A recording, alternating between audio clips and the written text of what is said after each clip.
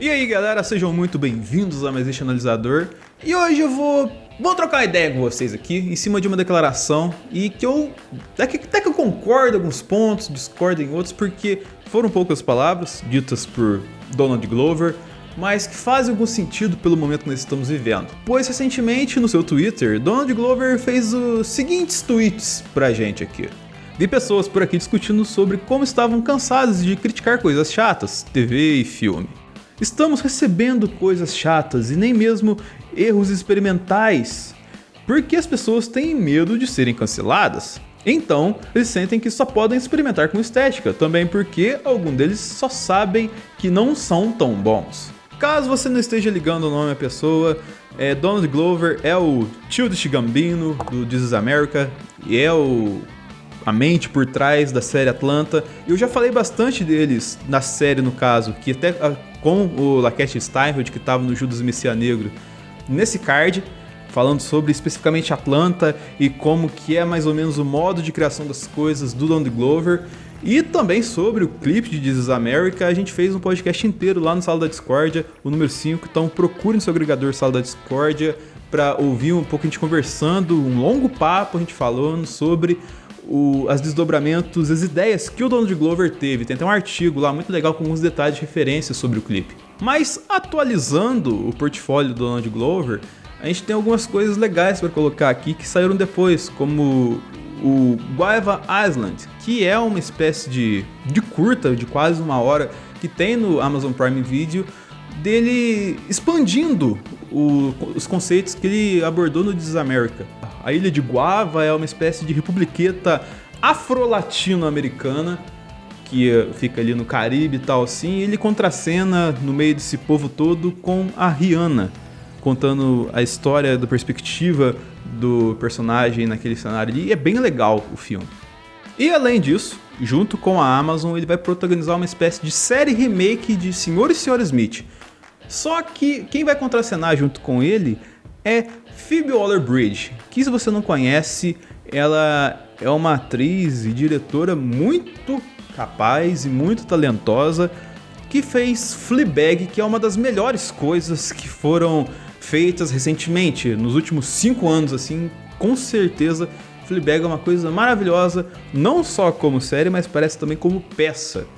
Então, procure Fleabag na Amazon Prime, você vai gostar bastante. E se você quer ver a gente falar de Fleabag aqui, comente aqui embaixo. Eu quero ver vocês falarem de Fleabag mais e tal assim, porque é uma coisa legal e que eu não falei na época porque eu assisti muito depois de que foi lançado. E analisando as coisas que o Donald Glover fez bem e todas as escolhas que ele toma, ele é um cara que não tem medo de errar ou medo de ser cancelado por alguma coisa que fez. Porque ele faz, ele agride, mas ele acerta.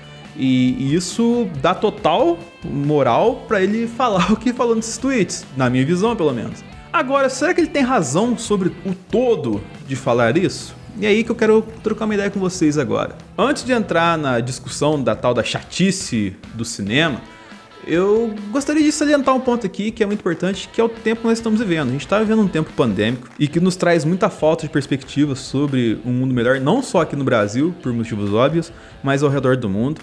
E isso acaba gerando nas pessoas criativas, nos produtores e tudo mais, materiais não tão, vamos dizer assim, criativos, envolventes, assim, e acaba trazendo histórias mais reflexivas, mais introspectivas pra gente contar, ou pra gente assistir, pois simplesmente as pessoas não estão com tanta cabeça pra ficar elaborando certas coisas e tal, assim, tá todo mundo meio cagado, na verdade, você sabe muito bem disso. E além disso, a pandemia também traz algumas limitações de recursos e limitações financeiras, porque não tem como a gente ter os mesmos recursos de antes, porque não está sendo nem produzido no caso de microchip, e tem gente que tá maluca porque não tem microchip produzido e tal, e também, tipo, tem menos dinheiro, tem menos pessoas para trabalhar, você pode usar menos pessoas nos locais, você tem que testar todo mundo, então tá tudo muito mais difícil de ser feito agora.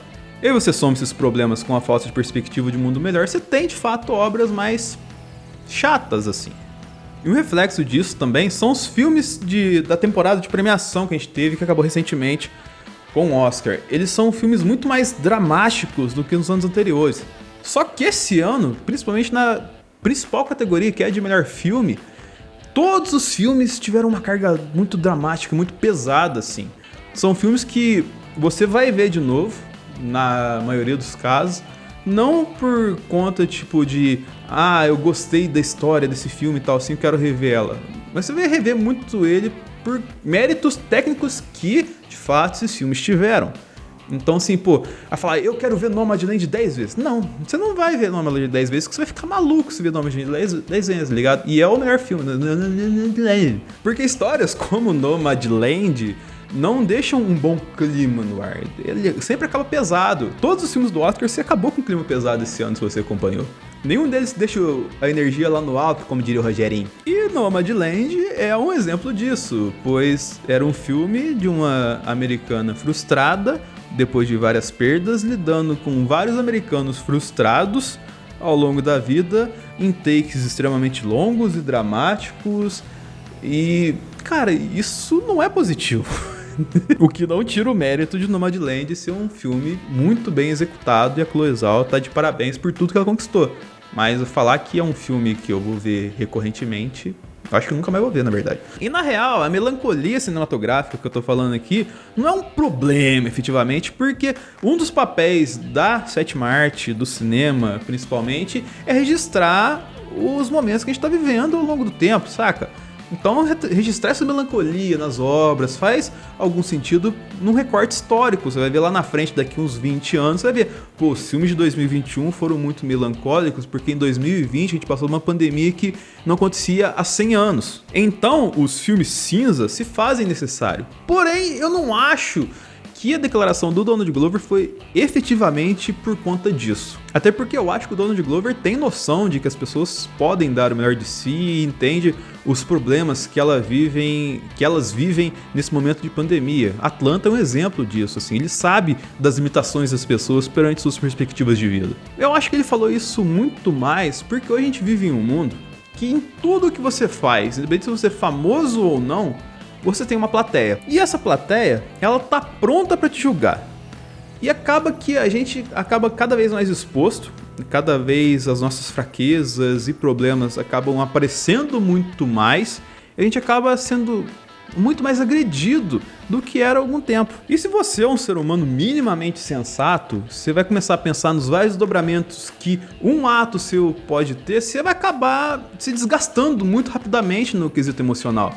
Acabar se cansando rapidamente, acabar ficando cheio de nome tóxico e acabar se privando um pouco sobre isso. Independente do veículo que você use, se você está só se manifestando na internet, se você está fazendo um filme, uma série, uma música, você vai acabar se sentindo limitado se você fica muito grilado com esse tipo de coisa. E esse problema só se agrava porque geralmente as pessoas que debatem com você na internet não são pessoas preparadas para ter um diálogo, um argumento sobre as perspectivas que ela colocou na discussão. A gente não lida com várias Gabrielas Prioli na discussão que sempre se embasam na razão para trazer os argumentos. Geralmente as pessoas se baseiam muito mais na emoção de ser contrariada por alguma coisa que foi dita ou foi mostrada para colocar o fígado dela na internet e trazer toda a bola de neve que é isso. E acaba, apesar de falar bola de neve, trazendo uma chama que traz uma discussão que as pessoas ficam ainda mais infladas e querem discutir tudo mais, e tudo é muito mais agressivo quando é colocado. E aí tudo acaba entrando naquele guarda-chuva da indignação, até porque, como o pessoal lá do Zona E diz mesmo, o amor não constrói nada, o amor não une nada, mas o ódio sempre une todo mundo. E o pior de tudo é que, em regra, as pessoas que metem fogo na discussão nem concordam absolutamente sobre o rolê que ela tá defendendo ali, mas elas acabam colocando fogo na situação atrás de atenção, atrás de conseguir um status, uma fama sobre aquilo que ela tá discutindo ali,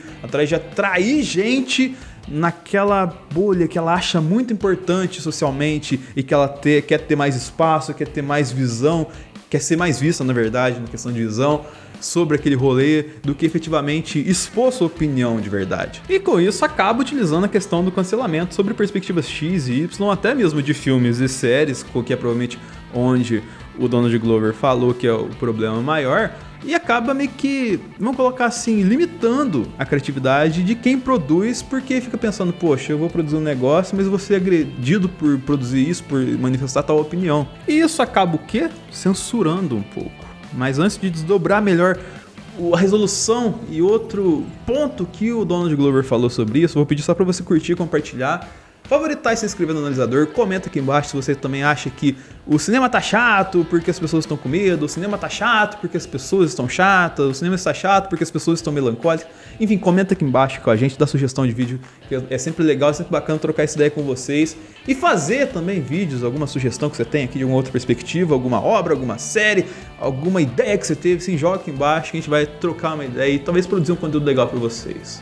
Mas concluindo aqui a nossa explanação de hoje, você pode até falar: ah, mas se a pessoa se sente tão agredida sobre isso, ela tem razão de se proteger. Mas eu acho que é aí que mora o ponto que o Donald Glover falou, que o pessoal tem que perder o medo de ser chato nas coisas, por conta da questão da censura e também da liberdade e do poder de fazer as coisas. Ou seja, da questão de ter coragem de trazer as obras que elas tanto imaginam na cabeça dela para a tela, para as músicas, para as mini telas de celular, smartphone e computador, ter coragem de fazer o que elas querem fazer. E em certo ponto as pessoas que meio que ficam cerceadas por essa questão acabam fazendo isso por medo de ser retalhadas na internet, medo de ter portas fechadas dentro da indústria, medo de perder ciclos de amizade que efetivamente são importantes para ela como profissional, não o ciclo de bolha de internet. Mas aí que vem a figura do Donald Glover para provar que dá para fazer isso. Porque se você faz uma obra